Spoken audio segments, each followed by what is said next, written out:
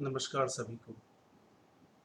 प्यारे विद्यार्थियों, हमारे ऑनलाइन माध्यम से सुनने वाले सभी माता पितागण तथा अन्य सभी इस विद्यालय से जुड़े हुए व्यक्ति, भले ही वो हमारे कार्य कर्मचारी हैं या और सभी लोग हैं, और प्यारे बच्चों, जैसा कि हम सभी जानते हैं कि आज मेजर ध्यानचंद जी के जन्म दिवस के उपलक्ष्य में हम लोग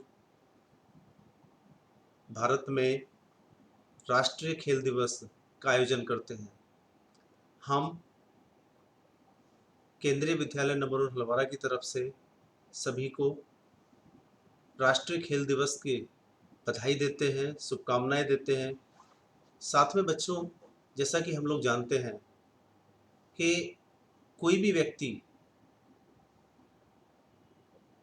तभी आगे बढ़ सकता है जब वो स्वस्थ है, जब वो पूरी तरह से फिट है। ऐसे में खेलों का हमारे जीवन में क्या महत्व है, ये हम समझ सकते हैं। हमारे जीवन में हर प्रक्रिया, हर चीज़ हम स्वस्थ होंगे तभी तभी हो सकती है। और हम स्वस्थ कब होंगे? हम स्वस्थ तब होंगे जब हम शारीरिक रूप से कोई भी किसी भी खेल कूद में भाग लेंगे। खेल कूद में भाग लेंगे, भले ही वो टीम गेम हो या कोई इंडिविजुअल गेम हो। जैसा कि हम जानते हैं कि अभी इस समय कोरोना काल में हम टीम गेम में बहुत ज़्यादा पार्टिसिपेट नहीं कर पा रहे हैं। कोरोना की 2 गज की दूरी कोरोना से बचने के लिए है ज़रूरी। ऐसी स्थिति में हम बहुत पास आकर गेम नहीं खेल सकते, क्योंकि गेम खेलते समय हमारी बॉडी को ऑक्सीजन की ज़्यादा रिक्वायरमेंट है। और अगर हमने मास्क लगाया है और हम बहुत ज़्यादा फिजिकल एक्टिविटी में इन्वॉल्व होते हैं, तो ऐसी स्थिति में हमें हमारे शरीर को नुकसान पहुंच सकता है। तो ऐसी स्थिति में हम लोग कोशिश ये कर रहे हैं कि इंडिविजुअल गेम खेलें।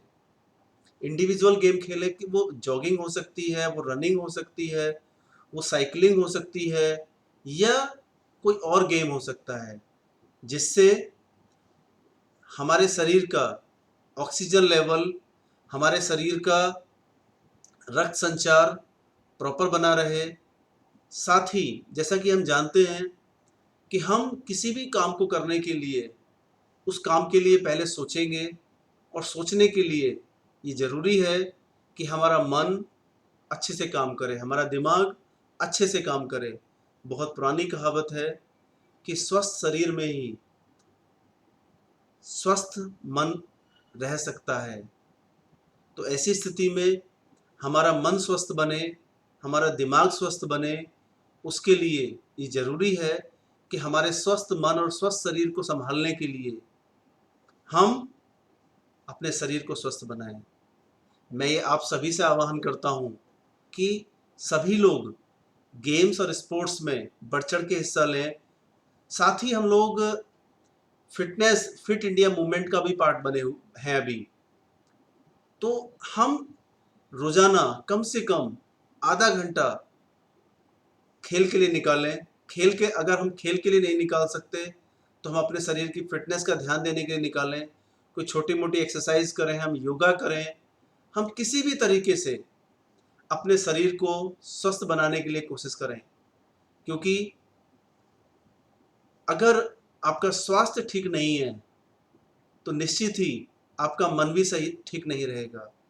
और जिसका स्वास्थ्य ठीक नहीं है वो कहीं ना कहीं किसी ना किसी तरीके से वो दूसरे लोगों पर निर्भर रहेगा, और जो निर्भर है वो आत्मनिर्भर कभी नहीं हो सकता है।